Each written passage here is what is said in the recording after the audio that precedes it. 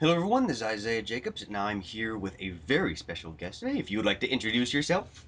Hello, I'm Yawg.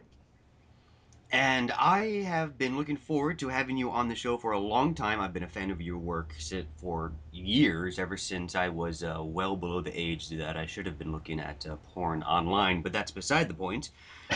Oh dear. Let's take a look at your like a brief history of Yawg, if you will. You are mostly well known for your comic, The Legend of Jenny and Renamon, and also for two appreciation months, one for Crystal and the other for Renamon, Oh, thank you.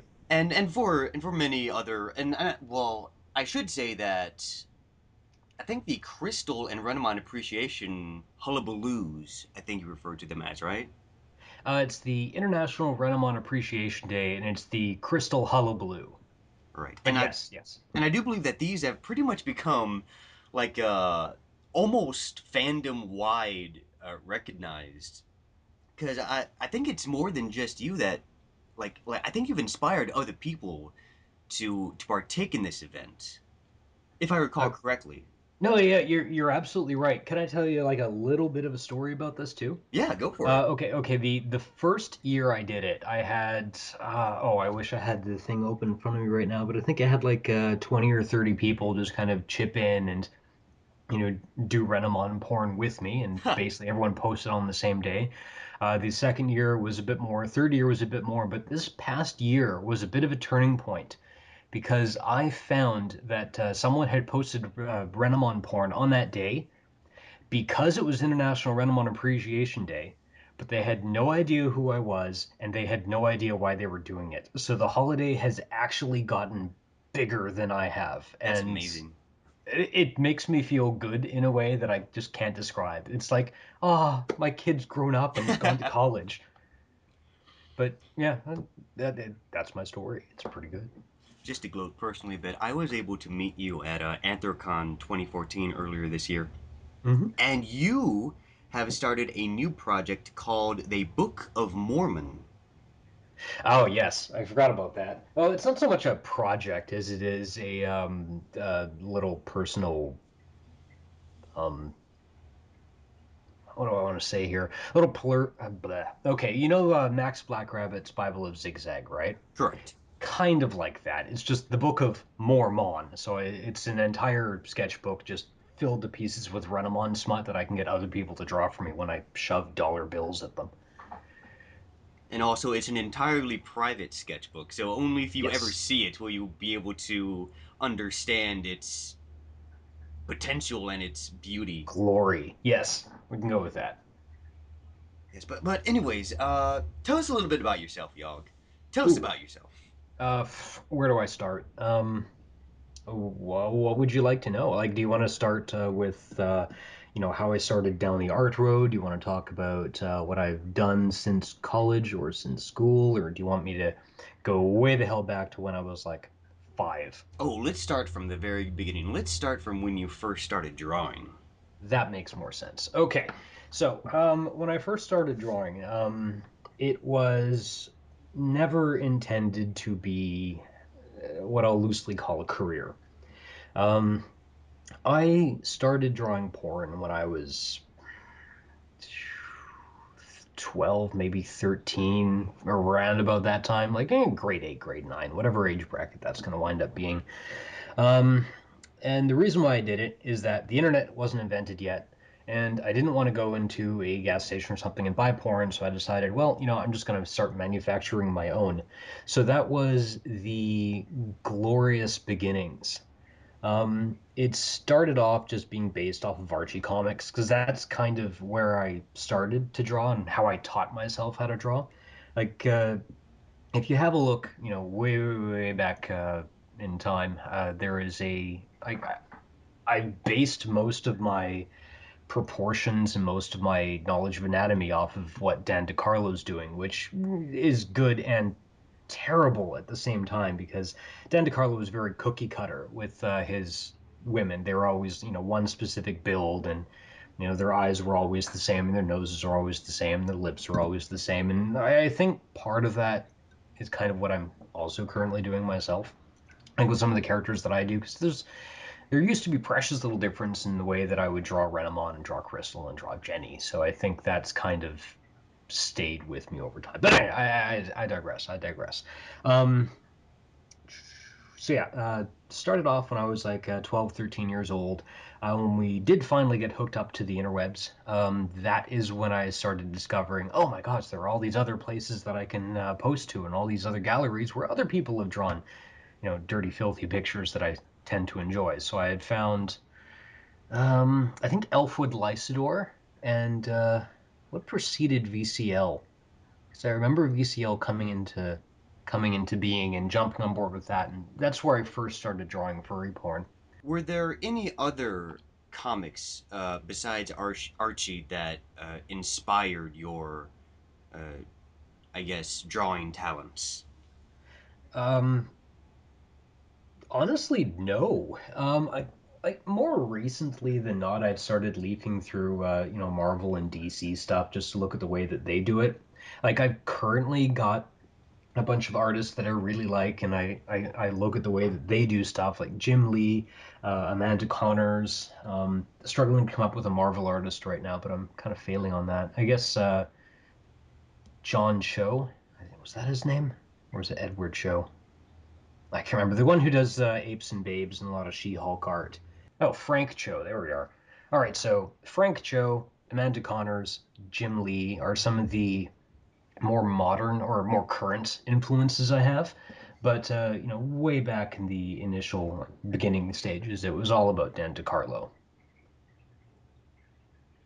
Now, when you say that you started drawing pornographic images at around age 12, was it uh, was it before or after that you had found the internet that you started drawing furry as well? Or yeah, yeah, that's my question. Yeah. Mm, I'd say it was okay. Kind of two different questions, or two different answers have got to that one question.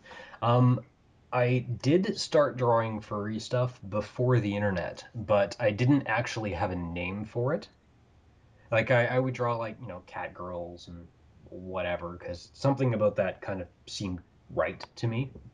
Um, but after I got onto the web and after I found out about the furry fandom, um, then I finally, had a like, oh, okay, so this is what I'm doing. This is where my interests are. Okay, so I've got some place where I can, or I've got an environment online that I can thrive in. Now, answer to your next question, probably is how did I discover the furry fandom? Mm-hmm. Okay, okay. Uh, I was actually turned on to the fandom by a artist named Spunky. Now, at the time, Darkstalkers, with a Capcom fighting game, was just out. I loved the hell out of it. Loved John Tobane, loved Morgan, loved Felicia, just awesome stuff. And I had found uh, a John Talbane shrine that had like a lot of werewolf pictures, and this shrine was done by Spunky, the artist, and she also had a little bit of a subcategory in on her website that said, "What is furry?" So I'm like, that sentence doesn't make any sense. What's the syntax? And I went in and had a look, and my eyes were opened at that point. And honestly, I never really looked back. You said a while ago. You said that drawing wasn't really your first decision of a career. What were your original aspirations, and what made you want to switch over to drawing? To be honest, I was kind of one of those lost souls, I'd say, in mid to late high school. I really didn't have a clear idea of what I wanted to do, and to be honest, I still kind of don't. Like, I don't know if I'm really doing what I should be doing. Let me back up and try and explain this again. I've always grown up with the idea that I would have like a 9 to 5 office job, that I would, Monday through Friday, I'd be at this unknown, unknowable work office. I do something, and I would come back home, and I would have a wife, and I would have a kid, and everything would be very kind of uh, leave it to beaverish, kind of bland at the same time. But I had this image in my head that that is what I needed to do to be a success. But I never really had, or not to be a success, but to like, consider myself successful. Never really had a clear idea of what that is, though.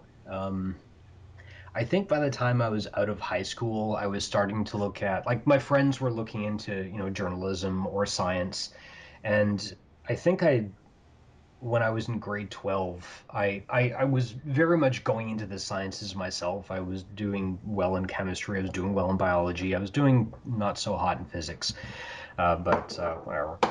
Anyway, I was doing all the sciences, and then I just kind of had this hiccup, I think, happen in my head. And I've had this happen a couple times where you wake up one morning and all of a sudden you can't do a thing anymore, but you're suddenly much better at this other thing that you used to be just kind of okay at.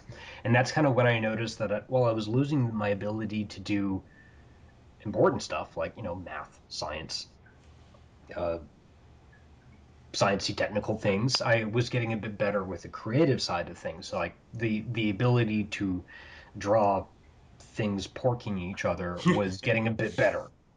Whereas, my ability to actually combine atoms in my head was getting much worse.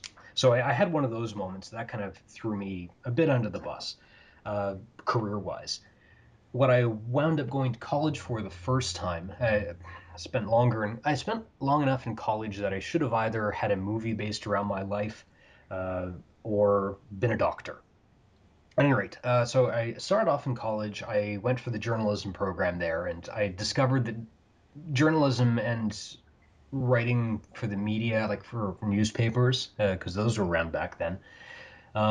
It's very formulaic, and it was about a semester in when I realized that this isn't going to be a good career path for me. This is going to be very difficult to work in about 10 years, which would be uh, it would have been 2006, because it's very formulaic the way it's written. It is almost like a game of ad libs or mad libs, sorry. It's like, noun went to verb and adverb and blah. That's how every news story is written, and that's the way they tell you. They beat that into you in journalism school. So after 6 months, I was like, okay, that's enough. I'm done.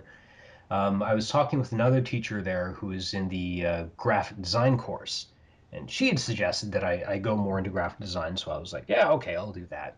So I go into graphic design, and I think the first semester of graphic design, I wound up sticking around for like 2 years, and I got the diploma from that. Not that it's worth anything, because I think the first 2 years of that program, I walked into the main core class, and the very first day the teacher sits us all down and says, and this is no lie, no word of a lie. He says, "Okay, so today in our graphic design course, we are going to design shelters for the homeless." And it is that point, and I realize this is not very altruistic of me, but it is at that point when I realized that I may have made another colossal gaffe. 2 years down the road, I finally, up and I left again. Uh, so yeah, I don't have the diploma. Sorry, I've got the certificate from that. So like, 1 year you get a certificate, 2 years you get a diploma. I ducked out like on the last semester because I was like, there is no possible way this is going to be of any use in the real world, because I was smart back then. I don't know, whatever. We all think we are. Hmm. So anyway, after I got out of that, I spent 6 months just kind of working in retail and trying to figure out where my next direction was going to take me. And that's when I discovered well, it's known today as the Art Institute. So it could be Art Institute of Phoenix or Detroit or whatever. Back then, it was just called the Center for Digital Imaging and Sound. And they happily took $26,000 of my money. And they said, okay, we will teach you how to be a video game designer. And I did that for 2 years, and I got my master's diploma from that. I'd say that the only thing I really took out of that was that is actually where I met my now girlfriend, Joe. It's probably worth 26,000 just for that. But as far as an actual career path, I realize in a very long, rambling way, I haven't actually answered your question. Where did I see myself going? I didn't. I have never, ever had any ability to try and plot out my future. I am very much a plastic bag in the wind. I just kind of go wherever I feel is right, and wherever I feel tugged that is what I need to. That's what I need to do. That's something that I could explore. That's something that could be interesting and fun for me, and that as a furry artist right now. All right, fair 20 enough. minutes later, have you died of old age yet? No, That no, went on for a while. Sorry no. about that. That was actually a very exciting story. I now I think myself and a lot of people now understand a great big deal more about you now. Um, so you were introduced by Spunky into the fandom, Yep. and at what point in your life was this? Throughout that story that you've just described. I was probably in grade 11, grade 12, so that would have been 95, 96. So that would have been, oh, math brain. What are we, 2014 now? Yeah, Yep. 14, 18 years ago, almost 20. Oh wow. Yeah, so I've been doing this for a long time. I'm sure that in all these years that you've been a part of the fandom, I'm sure that you've met many artists, have made many friends. Have there been anyone? Has there been anybody in the fandom or otherwise that has had a influence or inspiration on you and your work? Yes, there have. Actually, I feel pang of regret for not having mentioned them earlier because I'd say that they were possibly a greater influence than the mainstream artists that I mentioned earlier, Cho, Connor, and Lee. Um, Nah, Max Blackrabbit, and Eric W. Schwartz. Those three were artists that I found fairly soon into discovering the fandom, and I had always loved their stuff. I have taken out how Max Blackrabbit and how Gnaw do their pencil work and their inking because I love the way Gnaw inks. He's if you don't know who Gnaw is, you can find him on FA. It's a small, well, I guess capitalization doesn't matter. It's GNAW, Gnaw, and Max Blackrabbit is all one word. Eric Schwartz goes under EWS on FA. I think two of the three of them now have a pay site that they do a lot of their work for After Dark. I'm hoping that I get like a free month for just kind of pimping their site. It's awesome. Anyway, but yeah, I'd say those three were the primary influences on me over the last 20 years. Is that I've been watching them grow and I'd be like, oh, I've got to try and catch them somehow, like art talent wise. And as far as the thing you mentioned earlier about artists and friends and whatnot, I honestly haven't because I completely get stage fright. Completely. I have spoken to Max Blackrabbit maybe twice in the last 20 years. Nah, just the one time. Eric Schwartz a couple times, because I've just kind of seen him around more often. I don't really get out to cons all that much. I remember completely chickening out from talking to Max Blackrabbit in, I think it was 2012. Who else did I chicken out? I didn't talk to Stripe. I actually sent Joe to go talk to Stripe in 2012 because I just got complete and total cold feet. It's like, oh, I can't talk to the artist. I just can't do it. So yeah, if anyone out there that's listening to this is like, oh, I get so artists, I get so nervous about talking to artists because they're gods unto this earth. I mean, yes, a we are, but two, we get nervous too. But don't worry about it. I've heard Max Blackrabbit. Again, this is anecdotal. I don't think I've actually seen this written down anywhere, and I can't provide a link. But I'm pretty sure I've heard him and Stripe mention that they get cold feet. Oh, I'm sure. Yeah, and they are like the top echelon of who I would consider to be, awesome furry artists or just awesome artists in general. Now, a moment ago, you said about not going to cons very often, which is fine. But my question is, what was the first furry convention you went to? The very first one was Further Confusion in California in 2001. That was actually a big moment for me. That I also remember chickening out from talking to Max Black Rabbit because I saw him in the artist alley, but I couldn't talk to him. And I was like, oh, I want to see all the stuff that he's got because I want to get something. But on the other hand, I didn't want to really say anything to him just because I was completely petrified. I wound up walking past Eric Schwartz's table, and I was leafing through his stuff, and Eric Schwartz looks up at me. He looks at my badge. He just kind of tilts his head a bit, looks at my badge, and says, "Are you Yawg?"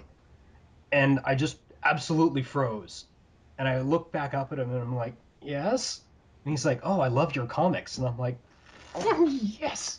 And oh, am I allowed to swear? Yeah, that's fine. That's fine. Okay, okay, I might do that on occasion because Okay. I'm classless. But I was like, fucking yes. That was kind of like a personal vindication moment for me, and it was a great moment in an otherwise boring as stink con because I had gone down to FC with a bunch of other local furs, um, all of whom were fursuiters. So I was like the only artist and also the only straight man who was in Vancouver at this time. So our interests completely divergent. So they would go off and do their thing, and then I'd be just kind of wandering around the artist alley and the dealer's den, and I forget what it's called.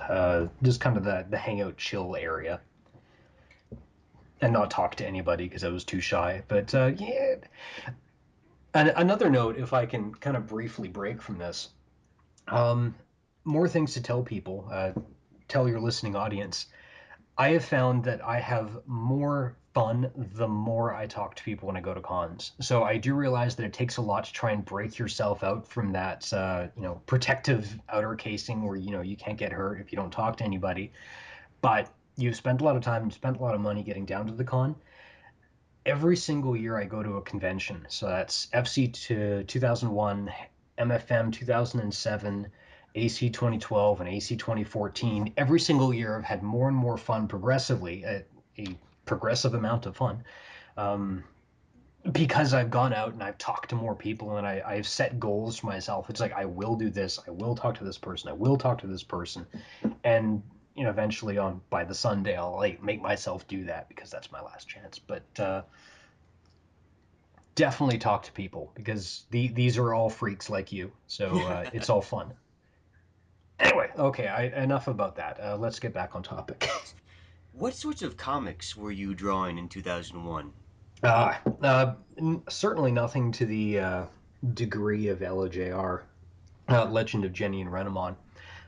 Mostly just kind of one shot, one page, written for humor kind of deals. I had done a see, I'd done a couple 1 and 2 page things just using Max Black Rabbit's character, Zigzag. This was actually still prior to Fur Affinity. This is back when we all had Yahoo groups that we hung around in. So I belonged to a whole bunch of artist groups for those three, no, Max Black Rabbit and Schwartz. Um, so I belonged to a bunch of their groups, so I would like contribute and I would post stuff and I would do little humorous comics. So I would do a couple Sabrina things, I'd do a couple Zigzag things, and Noah would cameo every so often. I did a another comic. I think this is probably one of the better ones. It was just this 1 page deal where it was basically my character as Yawg, who's a rat. My character telling the viewing audience that the buck teeth is actually a really common thing with Canadian artists because at our root we're all kind of related to a beaver, and it's a Canadian law that furry artists or Canadian furry artists need to include our national creature, which is the beaver. Um, in everything that we do. So we've got Max Black Rabbit who's got buck teeth. We've got Nala who's got buck teeth, and I pulled down his little neck scarf and he's like, "There, buck teeth," and he's like, "Oh, the other Ninja Girls laugh at me." And I also did a bit of a send up to Scott Ramsumer, I think his name is pronounced, the guy who does VG Cats. I don't think he ever caught wind of it, and I hope to God he hasn't, because I don't think he's a furry artist. But yeah, that was probably the piece that I'm most proud of back then. But I'd done a couple bits involving Zigzag Studios. Now, what made you decide on making your persona a rat? I started off as a wolf, actually. I think that's kind of everyone's starting point when they decide, oh, I need to try and declare myself. I want to do something, strong and powerful and blah blah blah. Then I decided that okay, you know what, wolves are strong, they are loyal, they are not assholes, and I'm like, no, that's really not me at all. I should probably go with something that's more Yawg. So that brought in the big old Dumbo rat that I currently am. Poor self-esteem, I guess, is going to be the answer to your question. But yeah, And you don't draw your persona very often. Why is that? I don't anymore. I used to, but I kind of felt as time went on that there's not a lot of call for it. I don't really know how to phrase this, but I feel that it's too much self-aggrandizing, and Hmm. I'm not saying that it's bad for other people to do it because I draw other people's personas, and that's fine because that's what they want. But I find that I don't really need myself included in it because it's not that I don't enjoy drawing myself, it's that I've got other things that I could do. I could be drawing Renamon, and I'm perfectly happy with drawing Renamon. It doesn't need me in it. Speaking of Renamon, thank you for that Okay, segue. I do Uh, what I can. was it the anime or was it all the fan art that it generated that led you to your interest in Renamon?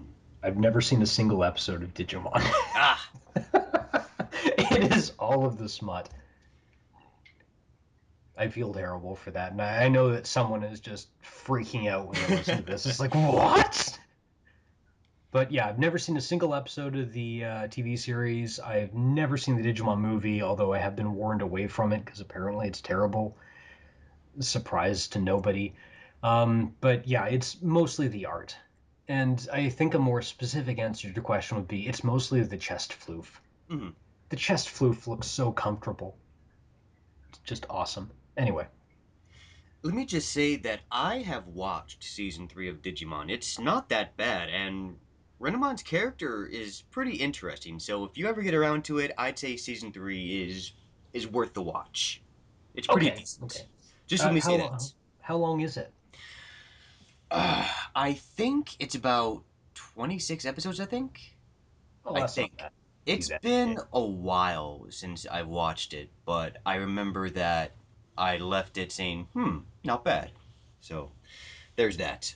Naturally, your appreciation for Crystal was born out of the Star Fox games. I Yep. imagine that you played the hell out of the Star Fox games.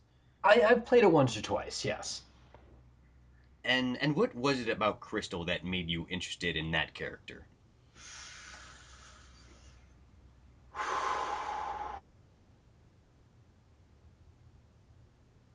An incredibly loaded question right now. And I know that you're going to be asking me several other questions about this, or that are going to wind up coming back to the same thing, or at least this thing. So let me just say that, okay, what attracted me to the whole like crystal thing in the beginning was probably the artwork as well. Hmm. Because I really enjoyed the art. She was really a nothing, bland, boring, not important character at all in the game, and it was a pretty terrible game. And I feel that I'm gonna just get roasted for saying that, but it was a pretty terrible game.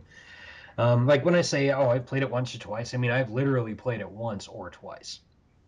Um, yeah, I'd say it again. It's kind of going back to the art when I see what other people have done with it, and I'm like, oh, that's cool. I'm gonna do this too because that looks like fun. So that's also when I started drawing the Renamon porn as well. So just kind of like I think, don't hold me to this, but I think the first Renamon picture and the first Crystal picture we've ever done were the same picture.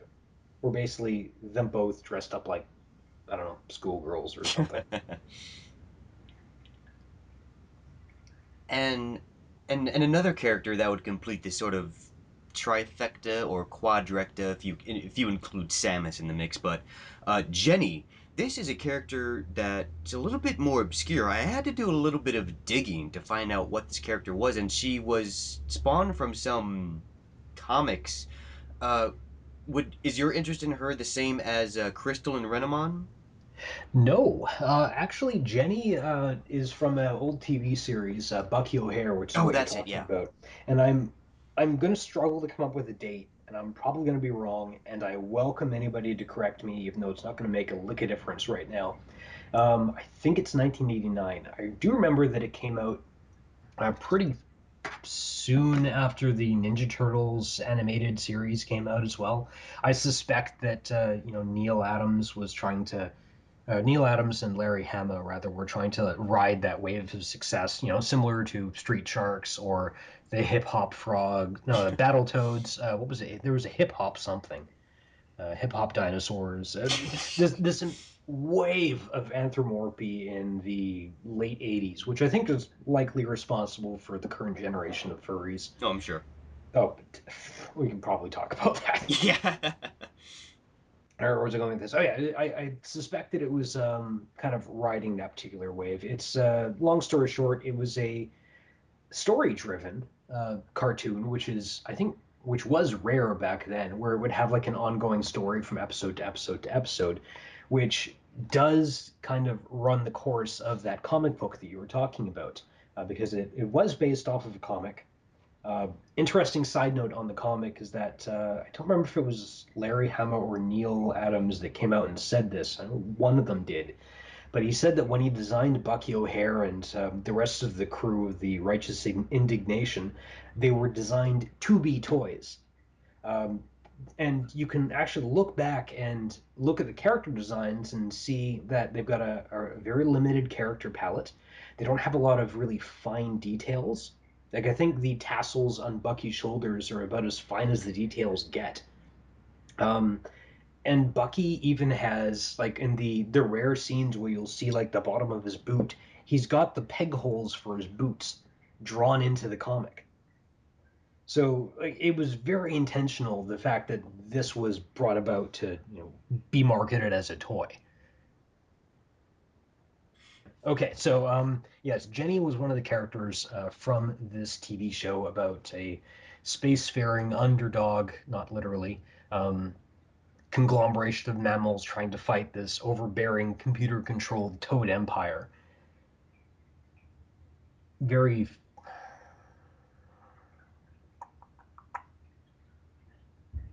trying to remember what kind of literary influence I think this had. It wasn't Fahrenheit 451. It was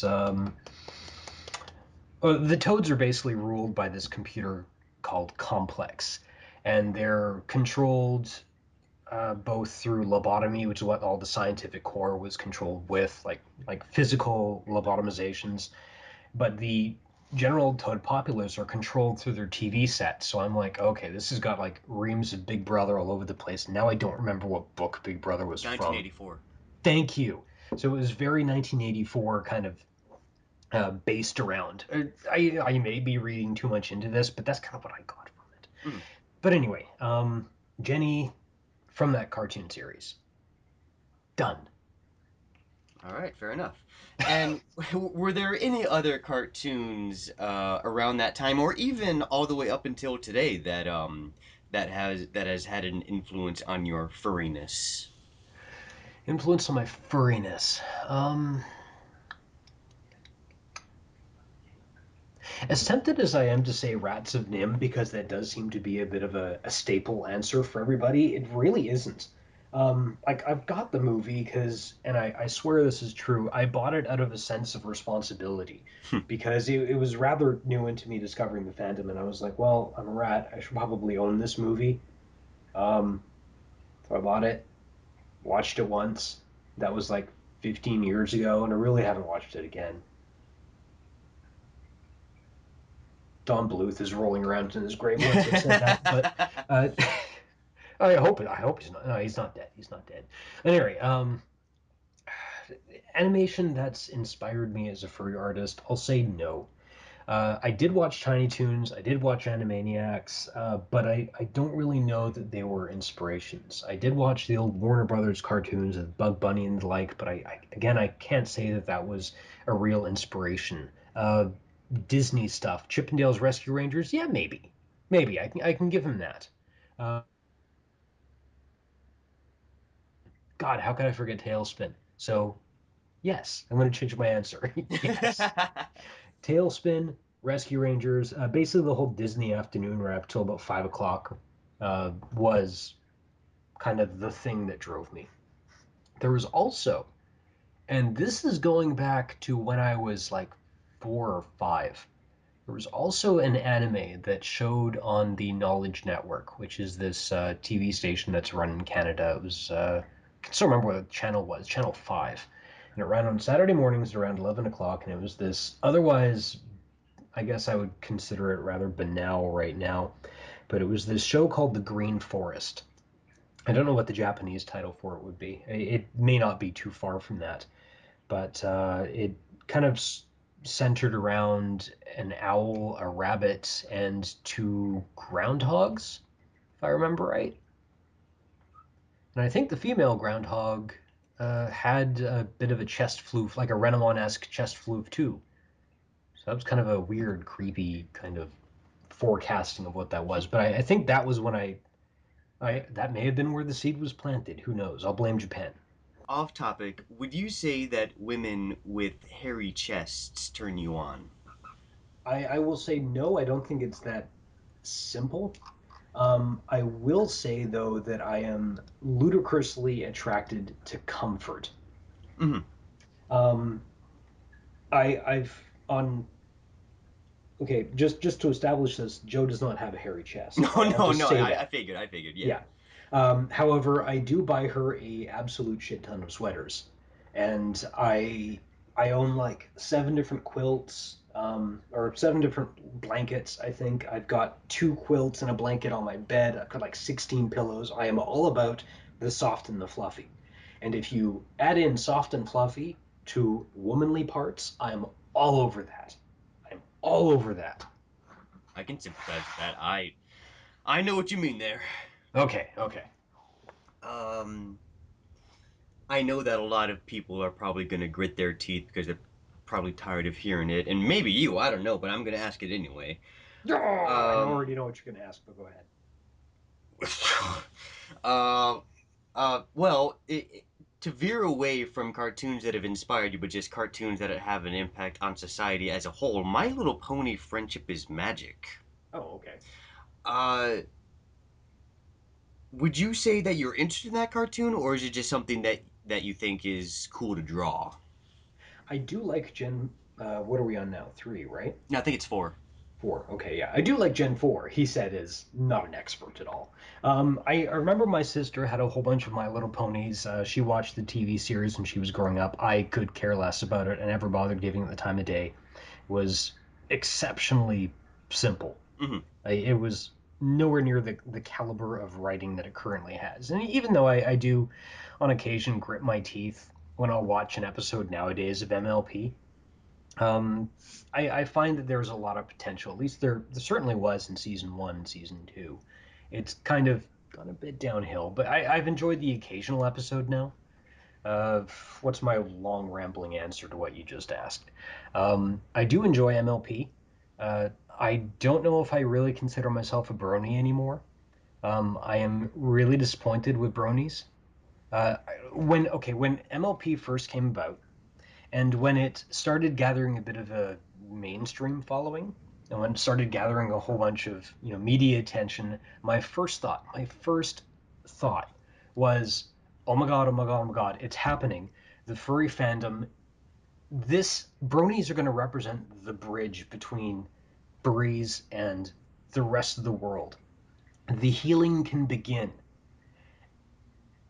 And then things started going wrong. Yeah.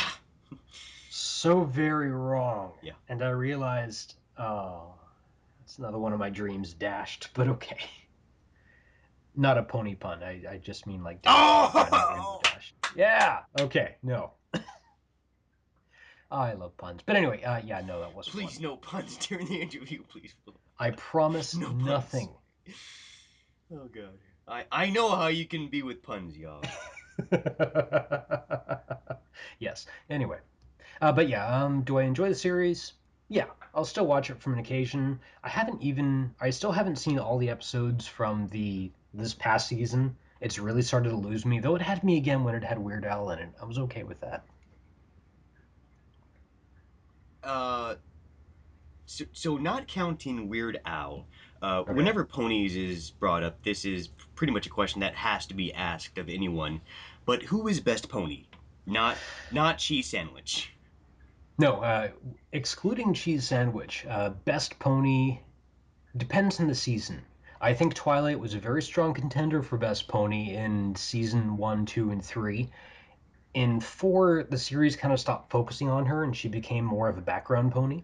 Or she doesn't really. It was more about the rest of the cast than it was about Twilight, because Twilight had already achieved her alicornness, which I don't have a problem with. That's fine. And it started focusing on the rest of her friends and achieving their reason for beings. I'd say current best pony is either Rarity or um, Applejack. I find that Applejack's really kind of picked herself up by the bootstraps this past season. She's become more interesting. Rarity is also very interesting. I forget Pinkie Pie exists. I do not care for Fluttershy, and Rainbow Dash is there too. Well, if you took Rarity and Applejack and put them together, you have pretty much the best ship in the entire fandom, in my opinion. But I'm just throwing that out there. That's You just want to what I hear a think. crazy fan theory? What's that? And this is my crazy fan theory. I claim this for Spain and for my theory. The episode, what was it? Not Fall Weather Friends. It was during the Running of the Leaves episode, right? Yeah, When Rainbow Dash and Applejack were both, racing to try and finish this race.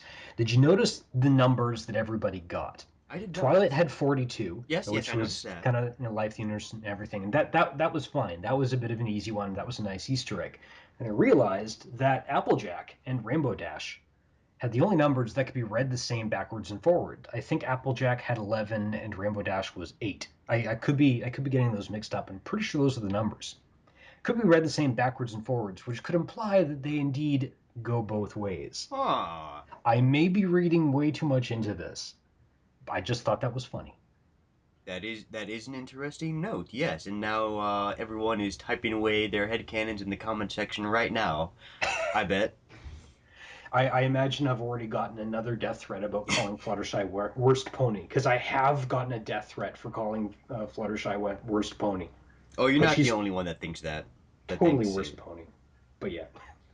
as one person I know would call her cheesy gordita, the worst thing on the Taco Bell menu. But regardless, I digress. Regardless. Let's see what we got here for topics. So we talked a bit about your early comics. We talked about your trifecta of characters. Um, I guess we should just get right to the meat of it. The Legend of Jenny and Renamon. What sparked the idea for that comic series? Um, that idea came about from the Legend of Crystal forums. Now there's this flash game put out by PlayShapes a number of years ago, like 6 years ago or something now. I don't know. Um, put out by PlayShapes, just basically Crystal and her sexual escapades within the Saurian village on Soria. And it was basically you control Crystal and you wander back and forth and receive dickings, uh, to put it bluntly. Um, I liked the hell out of that game. I wanted to try and contribute something of my own, but I lack Flash. I haven't animated in Flash in about, well, since CDIS, the Center for Digital Imaging and Sound, so it's been ages. Uh, 10, 11 years or something now, I suppose. Um, so I kind of felt that really the only thing I can contribute would be a comic. So LOJR started off as a 6-page comic, and I wanted to do it as a bit of a okay. So I'm basing this like a year after Soria, or after the LOK or the Legend of Crystal game that PlayShapes put out. So basically, a year after that, Crystal returns to the planet for some unknown reason. Jenny and Renamon go after her. It was supposed to be like a dozen pages, if that. I think 6 to 10 was what my original draft was, and then it just started going on. and started going on. And I was like, hey, I should do this. And then it built up, and then it built up, and then it built up. And it is what it is today, which is a ginormous mess. But I like it. It's my mess. Now, is this something that's just meant to go on indefinitely until you feel it should end, or do you know how it is going to end? I know how it's going to end. It is going to go on forever, though. Because I had an end written, I think, originally when they all kind of get back together at the end and they leave the planet. And then I was like, okay, that is going to be the end. I'm probably at my current pace 2 years away from that happening, maybe three. And then I decided, hey, it would be awesome if I did this. Okay, we'll add another year or two. And then it'd be like, oh no, you know what? That would be super awesome if I did this other thing. And I just had this thing happen. And then everything would kind of bring to a halt or kind of wrap around itself. And I get to revisit all this cool stuff. And so I'll do that. And that's going to be like, I'll be like 46 by the time I finish this. And that's, oof, only 10 years away. Oh, Yeah, it's that's it's about still a it. long way. I will be drawing LOJR porn until I am way too old to do. I'm kind of already at that point now, but I'll be like 60 or 70. I will have dentures before I finish this thing, I think. And you'll still be drawing Renna tits and crystal tits. I'm thinking at that point I will be the only person on the internet who remembers those characters. and devoting My monthly entire appreciations retirement. to Yeah. them. Yes. Speaking of monthly appreciations, how did those come about? How did those come about? Let's see. Which one came about first, I think is going to be the important question to that. Yes. And I'm pretty sure it was the Crystal Appreciation Weekend happened first. Let's see, one, two, three. Yes, Crystal Appreciation Weekend happened first, and that has actually got something to do with the Legend of Crystal forums. There is a guy, and I won't mention his name because I don't want to give him the credit. But as I talk about him, there are going to be people who realize, oh shit, is he talking about this guy? And yes, I am exactly talking about that guy. Anyway, so this guy, uh, had a problem with the fact that I had drawn, I think at this point, five or six pornographic pictures of Crystal. And I've seen him post general things on the forum about how she'd never do this and how this is terrifically offensive to, Crystal and stuff like that. And basically how we're all hurting her feelings and getting ahead of myself a bit. But at any rate, he had taken it upon himself to respond to a few threads that I was participating in, and eventually it built up to him sending me a note and threatening to shoot me with a rifle. Ooh. He said that he would track me down and he would kill me, and I would no longer be offensive to his goddess. And he went on for a few paragraphs. This is largely anecdotal. I don't have that note anymore. So, what I did with the wisdom that I had at 30, I think I was still working in insurance at this point. Yeah, so I would have been around 30. So the wisdom of a 30-year-old should probably know better. I decided, okay, so this guy is going to kill me if I draw any more crystal porn. I'm going to draw all the crystal porn. So I promptly went to FA and I said, okay, so what I'm going to be doing this weekend is I'm going to draw pictures of people having sex with crystal. There are only two rules for this. Um, each picture is basically you, yourself, and someone else if you want. Each picture is $10, and it cannot be canon. Oh Oh yeah, boy. four rules. There is also going to be this tiny little annoying fox in the background whining about how things aren't canon. That whiny annoying fox is based off of the uh, guy who threatened to kill me. So this guy basically is Cannon Fox, which hopefully would explain why I have made the rule that Cannon Fox will never ever ever get lucky unless it is exceptionally offensive to him, which is kind of fun. But yeah, basically that turned out to be a enormous, or rather an enormous success.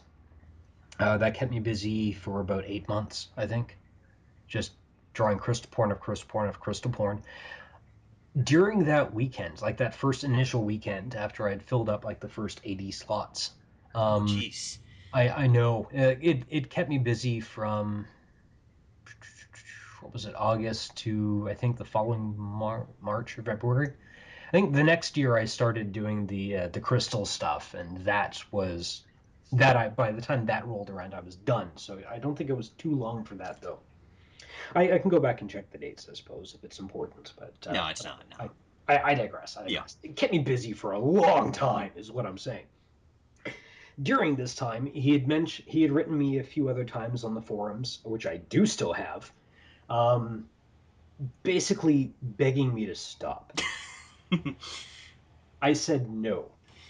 I said, thank you. I have made, X amount of dollars from this particular escapade. Please feel free to threaten my life in the future. Um, he then wrote a journal about how offended he was at the crystal porn. That journal was discovered by the goddamn furry board. Oh, jeez. That went on for so long. And it was amazing. It was just amazing. I am so sad that I can't. The furry board, the goddamn furry board, came down like 3 or 4 months after that. It petered out, but the thread was still there, and the thread was glorious. He deleted his entire journal, but it had basically. I'll give you like the Cole's notes for it, but it had come about that he revealed that he not only believed in the multiverse theory, which is fun, he believed that the multiverse theory means that Crystal and Star Fox as a cast exist for real in one of these universes. He believed that they are directly affected by the art people draw of them for real. So, like, if I draw a picture of Crystal and a hamster getting it on, it means Crystal and a hamster in this other dimension are going to be getting it on, which, according to multiverse theory, sure, I guess that could be possible, but it's extraordinarily unlikely that it's a direct correlation. But anyway, I digress. I digress. But yeah, he basically said that she's a god. We're offending her greatly by putting her in non-canon couplings, and we're all horrible people and deserve to die. Goddamn furry board found it. Goddamn furry board posted constant updates of his journal. They trolled him for weeks, or not weeks, I think like 3 or 4 days until he finally pulled it down. But that journal had 300 comments on it. It had reached a point where it was art. It was art at that point. That is also the point where he we broke him. We I'll say we because I'm just kind of including myself in this, even though I'm not. They broke him. They absolutely broke him. Now he refuses to have absolutely anything to do with Crystal. He has forsaken his goddess in exchange for Farrah Phoenix, who no one draws porn for because nobody cares about the character. So he feels that he's safe with his obsession now. So if you go on to a let's say Rule 34 Pahil, or if you go on to E621 and you look at crystal porn, and you see this one guy, this fucking guy, complaining about how Crystal's a whore and deserves to die, and how Farrah Phoenix is awesome. Um, that might just be that guy. I wouldn't doubt it. Say hi to him for me. Well, no, don't actually, because I'm certain that that will wind up getting me in trouble. But And I'm sure I would be tagged along somewhere just by association. probably. I wouldn't doubt that. And what about IRAD, International Renamon Appreciation Day? How did that come about? Well, that came about because I like Renamon. Yeah, okay, all right. There was nobody I was directly antagonizing with that. That was just For for funsies. me, Yeah. for funsies, and because I wanted there to be more Renamon porn available for the masses, because I felt that at this stage in time, Renamon's time in the spotlight was starting to fade a little bit, and I was like, Yawg's not having any of that. So I started it off. The original date was March the 28th, I believe, which would have been the last Saturday of March when I started. And the reason why I know that is because it was set to coincide with the Lotus Blossom Festival in Japan. which is about as deep as I've ever really, about as much effort as I really put into thinking about a date for that. Because, she's from a Japanese anime. So, like, okay, so I guess I'll celebrate this in the only way I know how. So, more porn for the masses. Mormon, right? More mon. So that's how that got started. Um, yeah, it's been going on for 5 years now. I think it's about a year ahead of LOJR. So LOJR is 4 years. That's 5 years. Okay. And how does it make you feel that IRAD and Crystal Appreciation Hullabaloo have pretty much become sort of recognized holidays in the fandom? I love it. I absolutely love it. It means that IRAD worked as an idea. I mentioned this earlier in the interview, but I absolutely love the fact that IRAD has gotten bigger than I am because that means that were I to die in a freak earthquake, hurricane, alien invasion, zombie apocalypse, knock wood, whatever, it means that the holiday will continue to exist without me, and that that is my gift to the world. I don't know if the Crystal Appreciation Week or the Crystal Appreciation Hullabaloo, because that doesn't have a time or a span of time associated with it. I don't know that that's got the staying power because it does have a couple other people adding on to it, but I don't see that it's really caught a fire as much as the IRAD has. I don't really know what I've done wrong with that. And I have thought about starting a genuine as well. That was supposed to be in November, but I think I'm going to run out of time for that as I'm too far behind in everything else. But Jenny's slated to get a day or a week or a month, whatever. She's slated to get some recognition of her own, but I've just got to try and find the right way to do it. Understandable. And as for Samus, Probably not. I hate drawing people. I keep trying to kill Samus off, but then I get so many complaints. Like the original draft of LGR, she died during the crash. She ah, did. Originally, she was supposed to just kind of look dead, and then she'd pop up at the end of it, and then give everyone a ride home, and then everything's fine. But then I just started people getting complaints on the rough drafts because I would post those. People would complain for pages on the rough. Like it was going, I had reached the end of the first issue, or the almost end of the first issue. And after 20 pages, I'm still getting people complaining, oh, Samus shouldn't have died. She's a blah, blah, blah. And she's a thing. And, she's, part whatever. And she's a space mercenary. There's no way this would have killed her. And I'd come to the realization that, okay, if I am going to try and, fake out her death, I'm going to have to put up with this for the entire duration of the comic, which back then I figured was going to be about a year, if that. And then I decided, no, bring her back, and I'll just figure out how to not have her join up with the rest of the girls. Spoiler alert: she's never going to find the other girls at the end of it. Done. Never. So yeah, that's a reward for other people. Anyway, but yeah, that I forget where I was going with this. Samus will likely not have a day. I don't think that I need to do anything with that. Samus has got enough of a following in the non-furry fandom. I don't think the furry fandom yeah, needs to idolize a filthy, stinking human. yeah, ugh. I get, ugh. Well, you know what I mean. You Yeah, know what I yeah, yeah. I know earlier that you said you're more you just drift along on the wind and you just sort of do what you do and do what you feel you like on a day-to-day basis. mean. But looking towards the future, is there anything that you'd like to do, any projects you'd like to tackle, like comics or anything? Oh my God, yes. Um, again, kind of going back and digging myself out of a hole that makes me sound less like a shiftless drifter. Um, it, I was having difficulty trying to find a career because I was wrestling with the fact that I had a preconceived expectation of what other people expected of me, but I had never taken my own interests into account. So like when I would say like I mentioned that I had worked in the insurance industry. It's like my father worked in the insurance industry, my grandfather worked in the insurance industry, so I kind of figured this is something that I have to do. This is what I have to do to be a quote unquote successful male, Just basically, again, 9 to 5 job, uh, career minded, even though I have no interest in that whatsoever.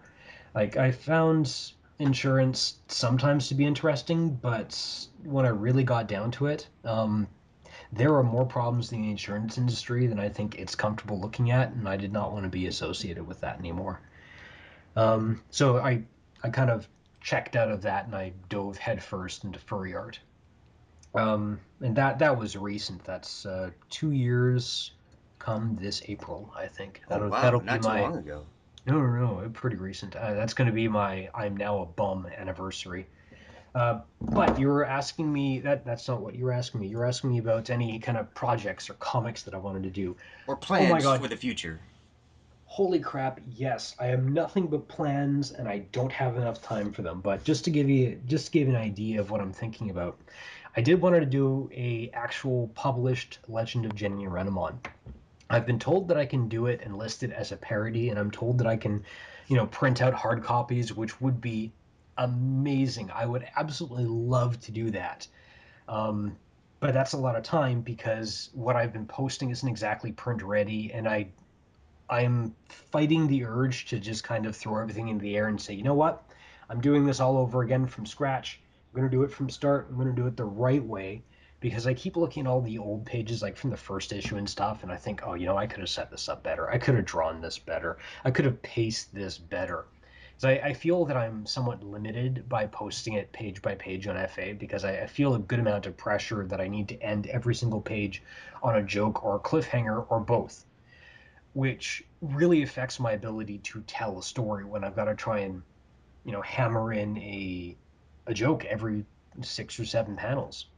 It'd be like if Friends wasn't a comedy, but was supposed to be a serialized drama, but still had to be a comedy. Yeah. So that's kind of what I'm looking at, and it's a limitation of the media, which is the internet, and the fact that I'm posting it, knock wood, like once a week when I get around to it. Um, that's a limitation of my own. So I think if I do that, I will do it from scratch, from the beginning, to give people new things to look forward to. And to that end, I've also talked to other artists about this as well. I mentioned earlier that I was kind of afraid about talking to other artists. It's not 100% true. I do have some other artists that I talk to. Slashy Smiley, AJ Volps, who um, nicest guy in the world, but seriously, more people need to find out about AJ because he just does the cutest crap ever. And I say this as someone who isn't generally down for cute in art, but I do like his style and I do like his stuff. Fluffball, of some repute, she's way more popular than I am, but I finally got to chatting with her during Fossils streams back when Fossil was still around. Um, so yes, she and I still contact each other and talk to each other every so often. And I talked to her about maybe throwing in some of her art into the nebulous unknown LOJR first printed issue that I may or may not do. And she said she's down for it. So we'll see. Where is it going with this? Yeah, okay. So projects. I want to re-release LOJR as a uh, published book. I am currently working on about 2 or 3 different portfolios, again, kind of Soria based. Um, Moving away from my LOJR obsession, I do kind of want to do a more mainstream porn comic. Like I want to do something kind of Skyrim based. But I'm kind of catching myself in that because I'm wondering if I haven't completely missed the boat on that. I seem to just catch on to trends about 3 or 4 years after everyone else has found them and after they've become popular. And once their popularity wanes, I'm kind of like, oh my God, this is a cool thing. I should totally do stuff with this. And I've been noticing that about everything that I do because I was late to the party with Crystal. I was late to the party with Renamon. I was late to the party with absolutely everything, and I'm just kind of continuing that trend. Um, Other things. I've been talking with uh, the Jab Archives. I talked with Jim from Jab. He's trying to get me to like open up a storefront and post my comics there and sell stuff there, and it's working. It's working. I may do that at some point. Interesting. This past Crystal Appreciation Week, I was this close, and I'm holding my index finger and my thumb like really close together. I was this close to doing a crowd-funded crystal-based comic. One of the prizes, or not one of the prizes, but one of the reward tiers would have been for a um, 3D printed statue of crystal Oh that wow. I would have designed. I've got the tools for that. I've got the people for that. It's just I don't have the time and I don't have the funds necessary and I don't really have the what's the word? Not incentive because I certainly have the incentive because porn statues. But I guess I don't have the means for it yet. Well, no, I've got the means. I don't have the funding for it yet. I guess I've got a whole crap ton of ideas, but I just don't have time for anything. Also, going back to Slashy and AJ for a second, the three of us are kind of sort of back and forth on a our own Legend of Crystal game that we're trying to put together. We have run into some serious problems with that though because our animators keep up and disappearing on us. We have gone through I think six animators. Uh, Five of them have up and sorry, four animators and two programmers, all of which have up and disappeared. I'm certain that Cannon Fox is killing every single person that we find. Um, just because there's got to be some sort of conspiracy that's preventing this from coming to place. So we're trying to teach ourselves how to program while we're also doing our own things, and we're trying to teach ourselves how to animate. So if we do ever get that game off the ground, if it'll be crowdfunded, then the statue thing will be part of that crowdfunding reward. Um, but that's a pretty big if, and that's a little ways down. I think if one were to hold their breath for the next Yawg and Company project, I'd say your best shot's going to be either for folios, prints, or an actual comic book, and less on other things. Well, either way, I look forward to all of these things, no matter how long it takes to get them off the ground. Because I may be 60.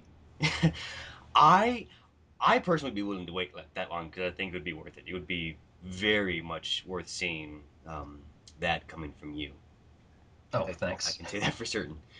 Um, I believe I really just have one last question for you, and that would be digitigrade or plantigrade? In terms of taste or drawing? This has been a question that I have left open to everyone else I've interviewed in the past. I just leave the question as digitigrade or plantigrade, and I'll let you answer what you think I am talking about. Okay. Digigrade. Digitigrade? Yeah. And why is that? Um, well, now you're just gonna can't do that. I'll just leave my answer open to interpretation with Okay, however you okay, want. fair enough. All right, that's fine. Yog, it has been a pleasure having you on. I look forward to having you in the future because if you, when you publish, like we publish and redo the Legend of Jenny and Renamon, I know that I would love to have you on and interview for that. Oh well, okay. I will try to keep my wits about me into my 60s then, so that it's not just going to be me rambling more than I have already today. Oh God, Oh, that's Renamon gonna be tits. Oh. that's gonna be terrible. I remember boobs. I'll be drawing like knockers down to their knees, I Oh think, at that God. point. Oh jeez. But anyways, thank you so much for coming on, Yog. Oh, thanks for the invite. And I look forward to having you on again in the future, no matter when that may be. Okie doke.